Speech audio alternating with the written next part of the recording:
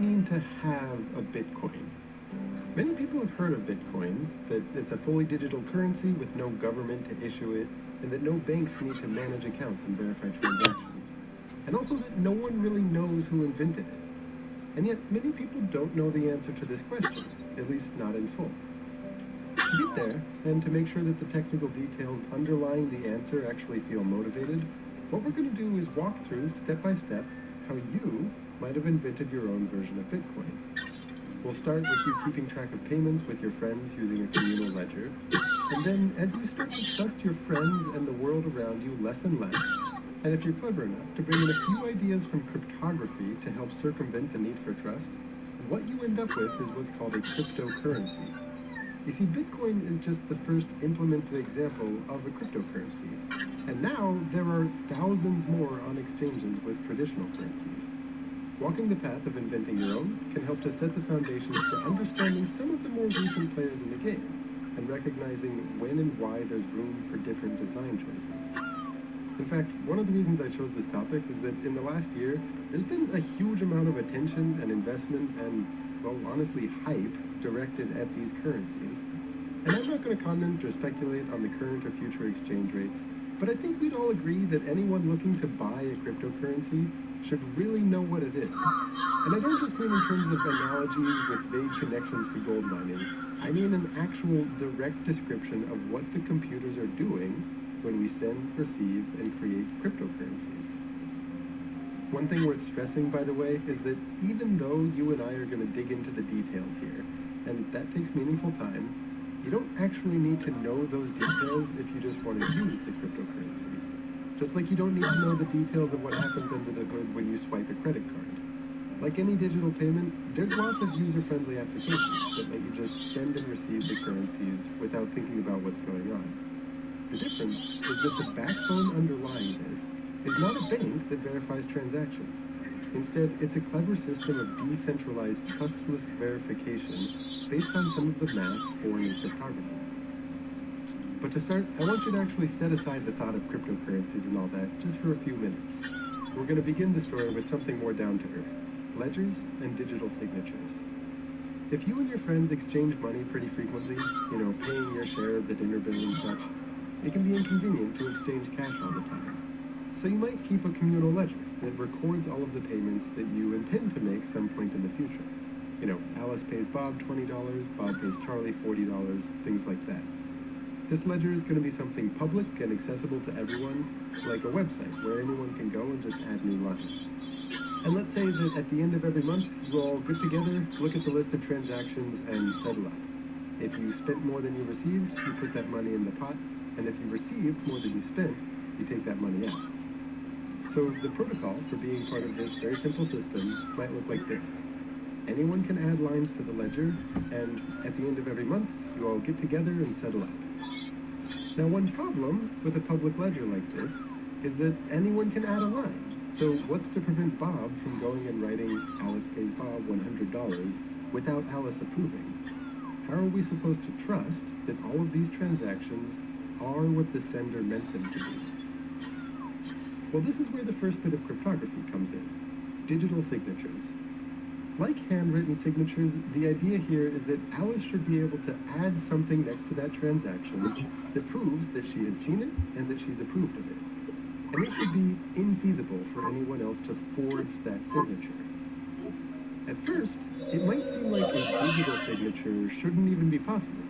I mean, whatever data makes up that signature can just be read and copied by a computer, so how do you prevent forgeries? Well, the way this works is that everyone generates what's called a public key-private key pair, each of which looks like some string of bits. The private key is sometimes also called a secret key, so that we can abbreviate it as SK, while abbreviating the public key as PK. Now, as the name suggests, this secret key, it's something you want to keep to yourself. In the real world, your handwritten signature looks the same no matter what document you're signing. But a digital signature is actually much stronger, because it changes for different messages. It looks like some string of ones and zeros, commonly something like 256 bits, and altering the message even slightly completely changes what the signature on that message should look like. Speaking a little more formally, producing a signature involves a function that depends both on the message itself and on your private key. The private key ensures that only you can produce that signature, and the fact that it depends on the message means that no one can just copy one of your signatures and then forge it on another message. Hand in hand with this is a second function used to verify that a signature is valid. And this is where the public key comes into play. All it does is output true or false to indicate if this was a signature produced by the private key associated with the public key that you're using for verification. I won't go into the details of how exactly both these functions work, but the idea is that it should be completely infeasible to find a valid signature if you don't know the secret key. Specifically, there's no strategy better than just guessing and checking random signatures, which you can check using the public key that everyone knows. Now think about how many signatures there are with a length of 256 bits. That's 2 to the power of 256. This is a stupidly large number. To call it astronomically large would be giving way too much credit to astronomy. In fact, I made a supplemental video devoted just to illustrating what a huge number this is. Right here, let's just say that when you verify that a signature against a given message is valid, you can feel extremely confident that the only way someone could have produced it is if they knew the secret key associated with the public key you used for verification. Now, making sure that people sign transactions on the ledger is pretty good, but there's one slight loophole. If Alice signs a transaction like Alice pays Bob $100, even though Bob can't forge Alice's signature on a new message, he could just copy that same line as many times as he wants. I mean, that message-signature combination remains valid. To get around this, what we do is make it so that when you sign a transaction, the message has to also include some sort of unique ID associated with that transaction. That way, if Alice pays Bob $100 multiple times, each one of those lines on the ledger requires a completely new signature. Alright, great. Digital signatures remove a huge aspect of trust in this initial protocol. But even still, if you were to really do this, you would be relying on an honor system of sorts. Namely, you're trusting that everyone will actually follow through and settle up in cash at the end of each month. What if, for example, Charlie racks up thousands of dollars in debt and just refuses to show up? The only real reason to revert back to cash to settle up is if some people, I'm looking at you, Charlie, owe a lot of money. So maybe you have the clever idea that you never actually have to settle up in cash as long as you have some way to prevent people from spending too much more than they take in. Maybe what you do is start by having everyone pay $100 into the pot, and then have the first few lines of the ledger read, Alice gets $100, Bob gets $100, Charlie gets $100, etc. Now, just don't accept any transactions where someone is spending more than they already have on that ledger. For example, if the first two transactions are Charlie pays Alice $50 and Charlie pays Bob $50, if he were to try to add Charlie pays you $20, that would be invalid, as invalid as if he had never signed it. Notice, this means that verifying a transaction requires knowing the full history of transactions up to that point. And this is, more or less, also going to be true in cryptocurrencies, though there is a little room for optimization. What's interesting here is that this step removes the connection between the ledger and actual physical US dollars. In theory, if everyone in the world was using this ledger, you could live your whole life just sending and receiving money on this ledger without ever having to convert to real US dollars. In fact, to emphasize this point, let's start referring to the quantities on the ledger as ledger dollars, or LD for short. You are, of course, free to exchange ledger dollars for real US dollars. For example, maybe Alice gives Bob a $10 bill in the real world in exchange for him adding and signing the transaction Bob pays Alice on ledger dollars to this communal ledger. But exchanges like that, they're not going to be guaranteed by the protocol. It's now more analogous to how you might exchange dollars for euros or any other currency on the open market. It's just its own independent thing. This is the first important thing to understand about Bitcoin, or any other cryptocurrency. What it is a ledger. The history of transactions is the currency. Of course, with Bitcoin, money doesn't enter the ledger with people buying in using cash. I'll get to how new money enters the ledger in just a few minutes. But before that, there's actually an even more significant difference between our current system of ledger dollars and how cryptocurrencies work. So far, I've said that this ledger is in some public place, like a website where anyone can add new lines. But that would require trusting a central location, namely, who hosts the website, who controls the rules of adding new lines. To remove that bit of trust, we'll have everybody keep their own copy of the ledger. Then when you want to make a transaction, like Alice pays Bob 100 ledger dollars, what you do is broadcast that out into the world for people to hear and to record on their own private ledgers. But unless you do something more, this system is absurd. How could you get everyone to agree on what the right ledger is? When Bob receives a transaction, like Alice pays Bob 10 ledger dollars, how can he be sure that everyone else received and believes that same transaction? That he'll be able to later on go to Charlie and use those same 10 ledger dollars to make a transaction? Really, imagine yourself just listening to transactions being broadcast. How can you be sure that everyone else is recording the same transactions and in the same order? This is really the heart of the issue. This is an interesting puzzle. Can you come up with a protocol for how to accept or reject transactions, and in what order, so that you can feel confident that anyone else in the world who's following that same protocol has a personal ledger that looks the same as yours? This is the problem addressed in the original Bitcoin paper. At a high level, the solution that Bitcoin offers is to trust whichever ledger has the most computational work put into it. I'll take a moment to explain exactly what that means. It involves this thing called a cryptographic hash function. The general idea that we'll build to is that if you use computational work as a basis for what to trust, you can make it so that fraudulent transactions and conflicting ledgers would require an infeasible amount of computation to bring about.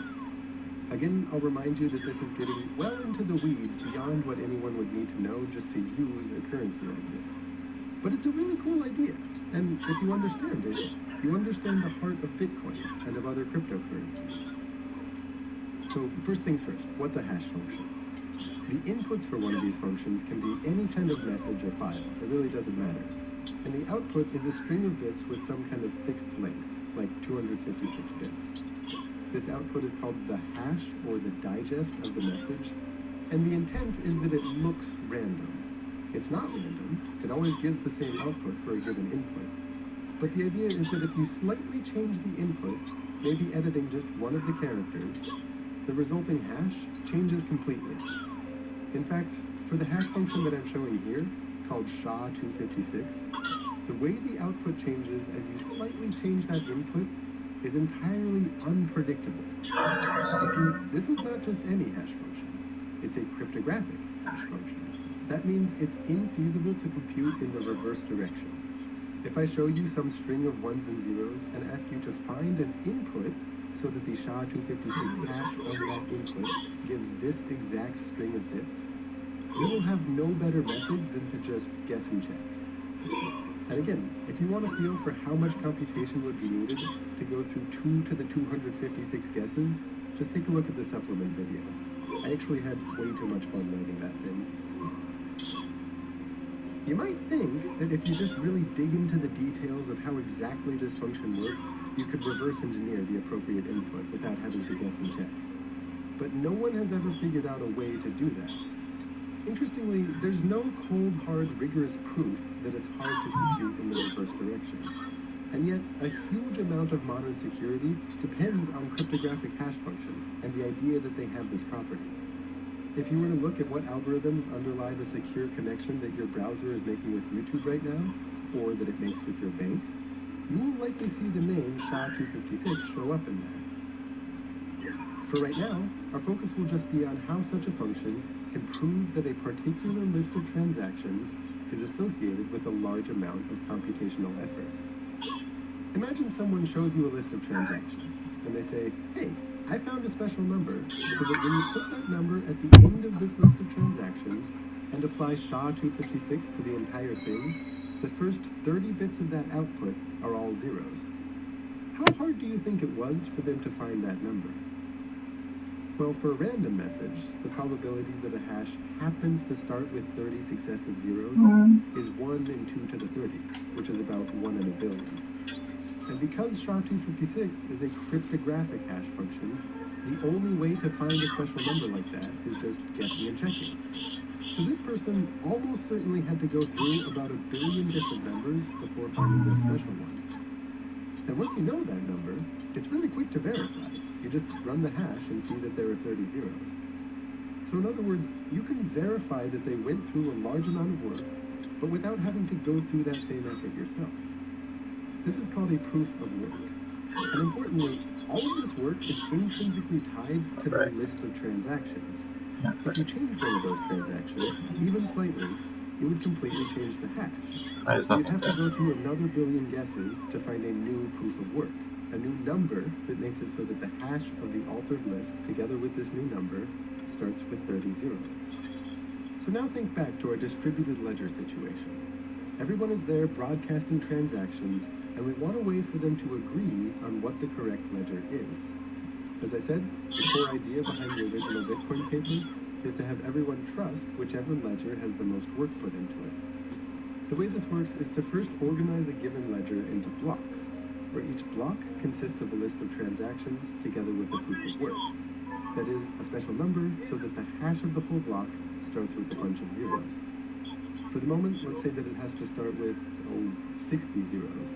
But later we'll return back to a more systematic way you might want to choose that number.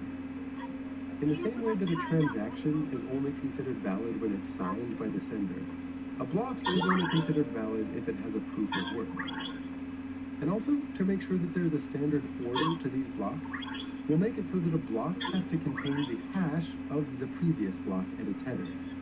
That way, if you were to go back and change any one of the blocks, or to swap the order of two blocks, it would change the block that comes after it, which changes that block's hash, which changes the one that comes after it, and so on. That would require redoing all of the work, finding a new special number for each of these blocks that makes their hashes start with 60 zeros.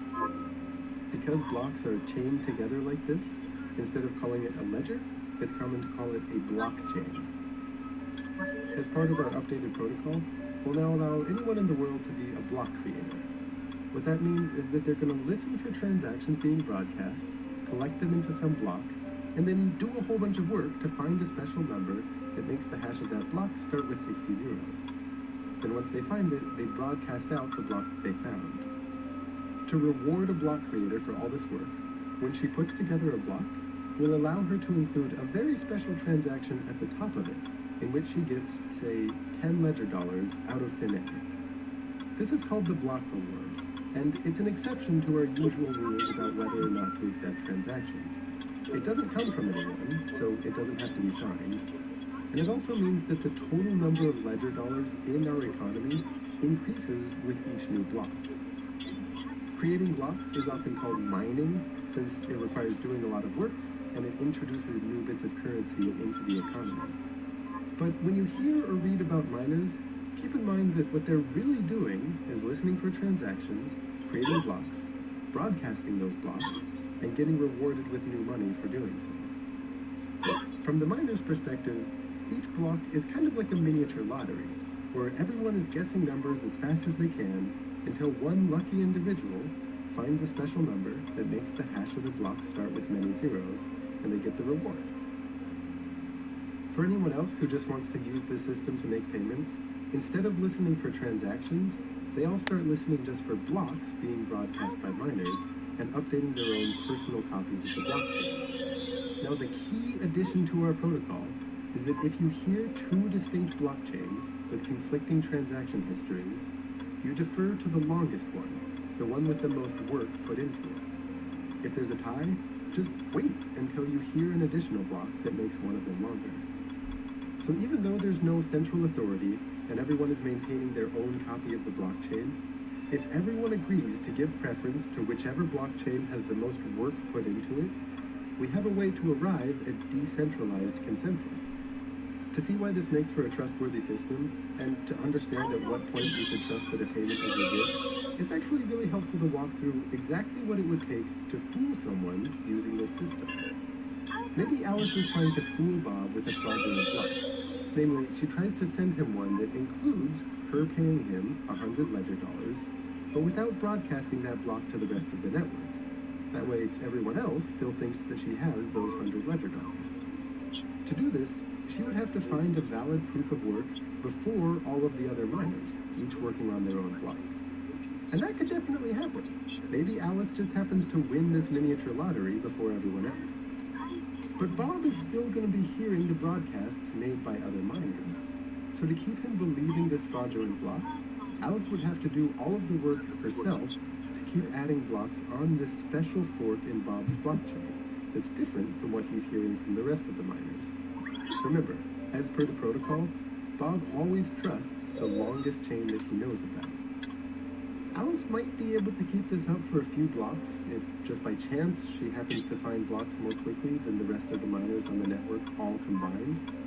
But unless she has close to 50% of the computing resources among all of the miners, the probability becomes overwhelming that the blockchain that all of the other miners are working on grows faster than the single fraudulent blockchain that Alice is feeding to Bob. So, after enough time, Bob's just going to reject what he's hearing from Alice in favor of the longer chain that everyone else is working on. Notice, that means that you shouldn't necessarily trust a new block that you hear immediately. Instead, you should wait for several new blocks to be added on top of it. If you still haven't heard of any longer blockchains, you can trust that this block is part of the same chain that everyone else is using. And with that, we've hit all the main ideas. This distributed ledger system, based on a proof of work, is more or less how the Bitcoin protocol works, and how many other cryptocurrencies work. There's just a few details to clear up. Earlier, I said that the proof of work might be to find a special number so that the hash of the block starts with 60 zeros. Well, the way the actual Bitcoin protocol works is to periodically change that number of zeros so that it should take, on average, 10 minutes to find a new block. So as there are more and more miners added to the network, the challenge actually gets harder and harder in such a way that this miniature lottery only has about one winner every 10 minutes. Many newer cryptocurrencies actually have much shorter block times than that. And all of the money in Bitcoin ultimately comes from some block reward. In the beginning, these rewards were 50 Bitcoin per block. There's actually a great website you can go to called Block Explorer that makes it easy to look through the Bitcoin blockchain. And if you look at the very first few blocks on the chain, they contain no transactions other than that 50 Bitcoin reward to the miner.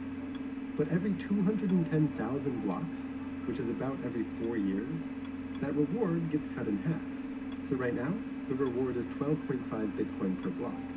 And because this reward decreases geometrically over time, it means there will never be more than 21 million Bitcoin in existence.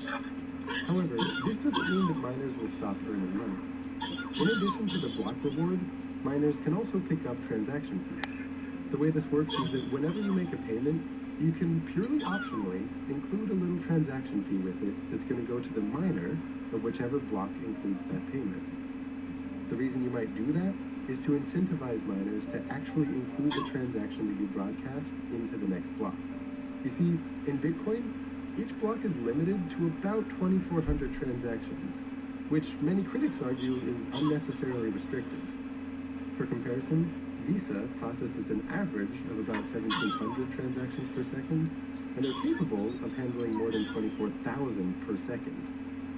This comparatively slow processing on Bitcoin makes for higher transaction fees, since that's what determines which transactions miners choose to include in a new block. All of this is far from a comprehensive coverage of cryptocurrencies. There are still many nuances and alternate design choices that I haven't even touched. But my hope is that this can provide a stable wait but why style tree trunk of understanding for anyone looking to add a few more branches for further reading. Like I said at the start, one of the motives behind this is that a lot of money has started flowing towards cryptocurrencies. And even though I don't want to make any claims about whether that's a good or bad investment, I really do think that it's healthy for people getting into the game to at least know the fundamentals of the technology. As always, my sincerest thanks to those of you making this channel possible on Patreon.